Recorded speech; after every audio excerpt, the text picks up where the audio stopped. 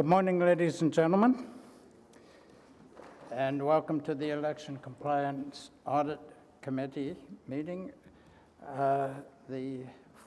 Agenda 3 we'll be dealing with. We have a quorum, so we may begin. Are there any, first of all, are there any declarations of interest from the members? No. There being none, we pass to the next item, which is the confirmation of minutes. We have all received a copy of the minutes in English. I have no problem with the minutes in English, to say exactly as my recollection is. The minutes in French, however, if anybody has looked at them in English, we refer to the facts being compelling in one place. I'm concerned that in French, it was translated as les faits irréfutables. Irréfutable, in my opinion, was a little bit stronger certainly than the English compelling, and discussions have taken place between the committee coordinator and our language advisors, and they agree that a more appropriate translation of compelling would be les faits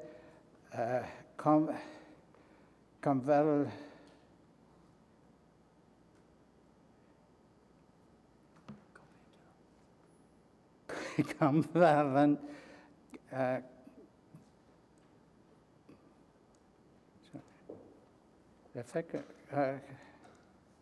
Oh, I've got it here. Les faits. I can't read your writing, sorry.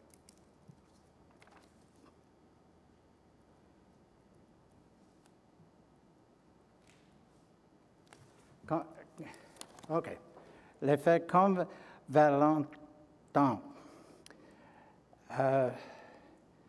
which is, I'm told, is slightly less strong than irréfutable and more accurately reflects the committee's decision, which was reached after some discussions by the committee in private. And if the committee so agrees, the French translation of our decision will be such to the... Any objection? It's agreed then with that. The minutes approved with that minor change. All in favor? The minutes are carried. Thank you. Now, before considering the application before us today, I would like to clarify the committee's purpose. The committee's purpose today is pre-investigative. 1, the committee will consider the application for a compliance audit of candidate Duda's election campaign finances and will decide whether it should be granted, the application should be granted or rejected. If this committee decides to grant an application for a compliance audit, the city clerk's office, in consultation with the committee's independent legal counsel, will initiate a call-up against the city's standing offers for audit services and provide the committee with the proposals. The committee will meet again at a later date to appoint an auditor who will proceed to a compliance audit of the subject candidate's election campaign finances. An auditor who is appointed by the committee will proceed to investigate the candidate's election campaign finances and will report back to this committee. The auditor's investigation will be conducted independently and will be carried out to determine whether the candidate at issue has apparently contravened the provisions of the Municipal Elections Act, 1996, relating to election campaign finances. The auditor's report will outline any apparent contravention of the Act by the candidate. Once the auditor's report returns to this committee at some later date, this committee will convene another meeting to consider the auditor's report and will, in the case, may be based on the content of the auditor's report, decide whether to commence a legal proceeding against a candidate for any apparent contraventions. Neither the committee nor any auditor appointed by this committee have any power to determine whether a contravention has in fact occurred. That duty is left to the court, of course. A decision of this committee that an application should be granted does not mean that a contravention has occurred. The committee is not a court and is not a quasi-judicial tribunal. The debates to come before us are not adversarial. There is no cross-examination of witnesses contemplated by our rules or procedure, and there will not be any cross-examination of witnesses or presenters. For each application before the committee will hear from the applicant, the candidate, or no representatives of either party, if they are in attendance. All speakers have 5 minutes to speak according to our rules, which may and sometimes are extended in exceptional circumstances. The committee's rules of procedure do not allow for a right of reply from any speakers and does not allow for debate between the applicant and the candidate. Committee members may ask questions of the speakers for the purpose of obtaining information or clarification on the matter under discussion. Once any speakers have spoken, committee members will have an opportunity to ask questions of staff or their independent legal counsel, as well as an opportunity to speak on the matter. The committee will then normally recess to deliberate in private before moving on to the next item. We have one application on the agenda today. It's an application for compliance audit of the campaign finances of candidate Laura Dudas for Innes Road for the 2018 regular election. I trust that everyone who wishes to speak today has filled out a request to speak in the form provided and submitted it to the coordinator. If anyone has not filled out a request to speak form and wishes to speak, please fill out the form and provide it to the committee coordinator sitting here beside me, or certainly indicate your intention to our staff at the end of the staff row. So, that having been said, let us begin with the first item on the agenda. It's an item from the Office of the City Clerk and Solicitor, and it's the application for a compliance audit of the campaign finances of candidate Laura Dudas, who was running for election successfully in the Innes Ward in the 2018 regular election. Do we have any speakers on this application who have signed up or wish to speak on this matter? No? Sorry. Yes, sir. We have Mr. Gregory Meads.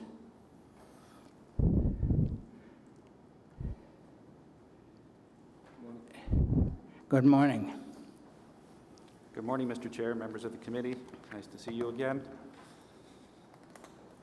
I'm sitting here obviously with the candidate who's here to answer any questions which you may have after my submissions. I provided you just with one document this morning, and that's an invoice which I will speak to. Mr. Chair, the applicant has made 5 distinct allegations in her application. 3 of those allegations relate to the use of 2014 campaign materials during the 2018 campaign.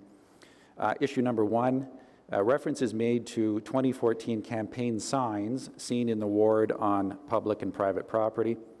The majority of the candidate's 2014 signs were damaged as a result of 4 years of storage in the candidate's shed and were disposed of. Any 2014 campaign signs which may have been observed on public or private property were not placed with the knowledge or direction of the candidate or her campaign. Like any other returning candidate, the candidate had no control over whether a particular supporter may erect an old sign in their possession without the candidate's knowledge. As soon as the campaign learned of any such sign being erected, it was removed and disposed of. Issue number 2, the applicant suggests that volunteers were seen carrying 2014 campaign material. In the photograph which the applicant refers to, it appears that a volunteer cut up an old election sign she must have had and used it as a backer board to make writing on her walk sheet easier. Issue number 3, the applicant makes reference to 2014 campaign signs seen at the end of campaign event. After the polls closed on election night, and as the campaign was over, a volunteer chose to use some of the few surviving 2014 signs to decorate the local bar which hosted the election night party. The campaign had no plans to decorate the venue. The candidate was not aware and did not request that any 2014 signs be brought in after the close of polls in any event, so it wouldn't matter, to decorate. The candidate has subsequently learned that the volunteer in charge of signs made a last-minute decision after the polls closed to bring a few of the surviving 2014 signs to the venue, as there were otherwise no decorations. Issue number 4, the applicant makes reference to photos taken on her campaign launch date of May 4th that show a few individuals in 2018 campaign T-shirts. The T-shirts in question were produced and brought to the event without the prior knowledge or request of the candidate or the campaign. They were produced by a supporter who owns a promotional and printing business. The candidate later learned that they were brought by that individual in an effort to convince the campaign to order T-shirts, which it later did. And an invoice for the T-shirts purchased is provided to you. And that's the document which I've given to you. No expense for the shirts was incurred outside of the campaign period. Issue number 4, the applicant makes reference to a, quote, professional video, unquote, uploaded to the candidate's website on launch day. This video was filmed in a field by a friend of the candidate a couple of days prior to May 4th as a test to see how the candidate looked on film. It was never intended to be used at the time. It was shot in one take. After filing her nomination papers, it was decided that the informal look of the video would work, and it was uploaded to the website. Once that decision was made, a donation in kind value was attributed to it, and Form 4, filed by the candidate, indicates that in-kind donation for the video, which was eventually used after the nomination papers were filed. In summary, the candidate has properly accounted for all expenses incurred in her campaign. Her expenses fell almost $3,500 below her authorized campaign expense limit, and the committee should put an end to this matter today. Thank you, Mr. Chair. Subject to any questions you may have, or committee members.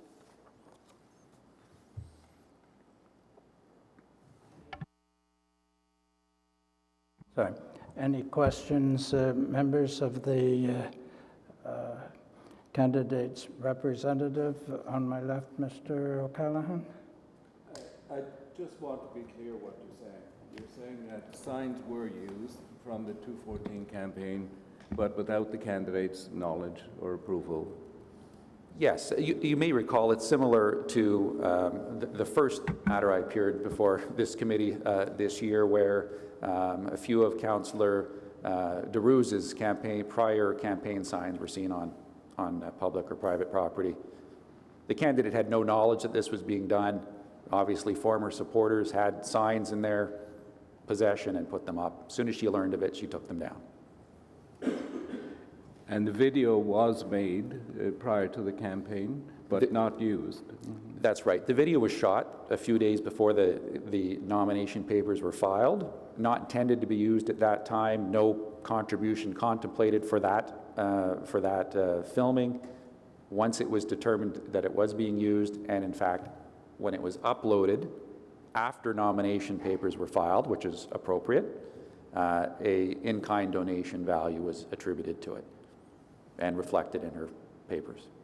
Is the videographer a company?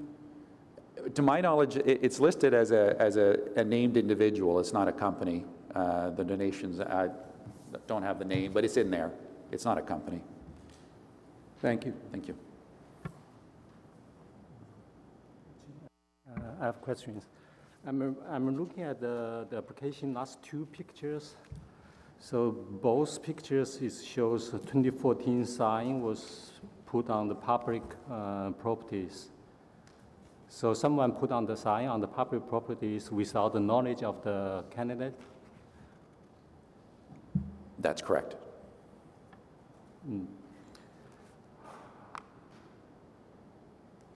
Can you confirm that's the 2014 sign? The last two pictures? Or is 2018 sign? Yes, they are. They are 2014 sign? They are. And as soon as the campaign saw them, they removed them. Yeah, I understand the volunteers that they want to put on their private property without the knowledge for the candidate. I understand. But if you put on the public properties along with other signs, election signs, without your knowledge, I'm not sure.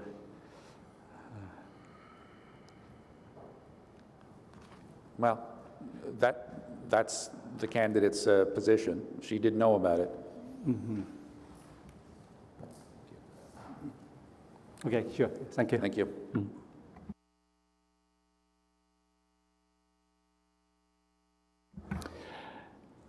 Madame Bergeron? No question. Madame Badan? No. Mr. Chair, if the candidate might add a couple of comments with respect to the signs, perhaps it might be of assistance. Yes. Sorry, I didn't know if I should weigh in or not. So the property that we're looking at, that's actually the same individual. It's NCC land, it's on a corner. It was a gentleman who was a strong supporter in 2014. He actually has a very large garage. I didn't know he kept the signs. My campaign had never wanted to use those signs anyways because I look much different than when I did in 2014. I've aged immensely. But what happened was that he had put them out, and as soon as we found out they were out, we had him remove them and we replaced them with other signs, the new ones. So he lives right on that corner. He has a fence there, as well as the other image as well. It's the same property. He still has the rebar stakes out there from when we removed the sign that he's never removed. So, you know, once again, it's the same individual, and the majority of my signs had been destroyed just from damage being in my shed and animals and water. So I just wanted to weigh in on that.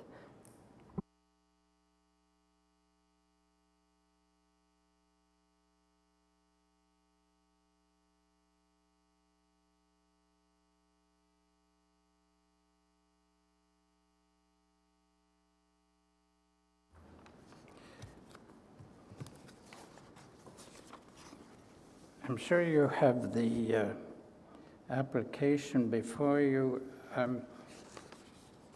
It's not immediately clear to me. There is a sign that appears to have been, or a photograph that appears to have been taken for the Orleans Star Dundas. I think that's, I guess that's after the election results were known. That's right. That's the post-closing of polls election night party, which I spoke to, where a volunteer, again, had some old signs and brought them in. And that's is a 2014 campaign sign. It is. And Not posted during the campaign period.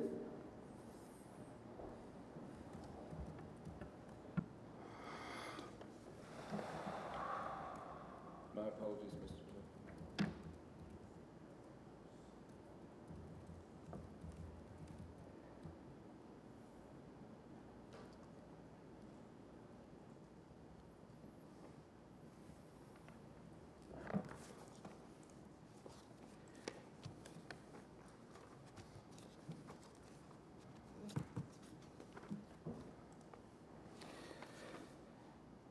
oh, sorry.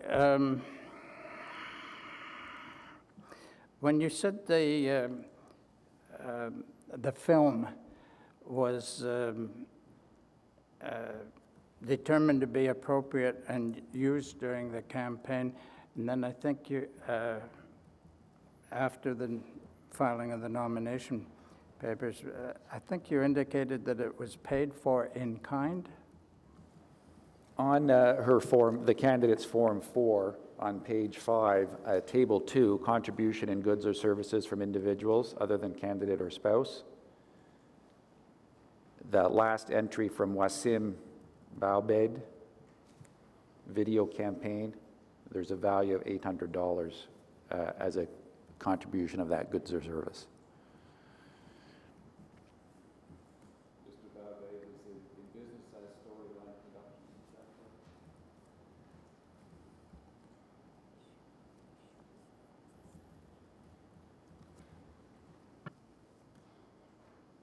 I don't know the details of that. So Wasim he shoots as a hobby. I've known him for many, many years. When we went and shot the video, I personally don't look good in videos. I don't like it. I don't enjoy it. I never know what I'm going to say. So that he kept saying, okay, we'll try it. You've got a good personality.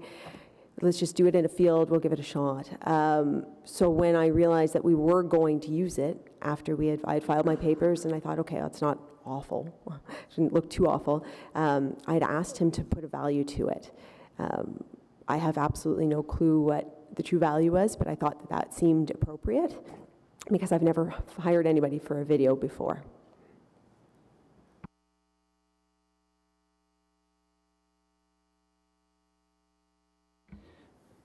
It appears there are no further questions by the committee members. Thank you.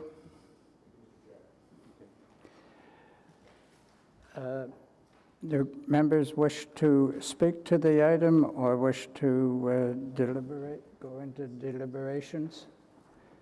Then the committee will recess to deliberate in private. I would anticipate we will resume in approximately 15 minutes. Thank you.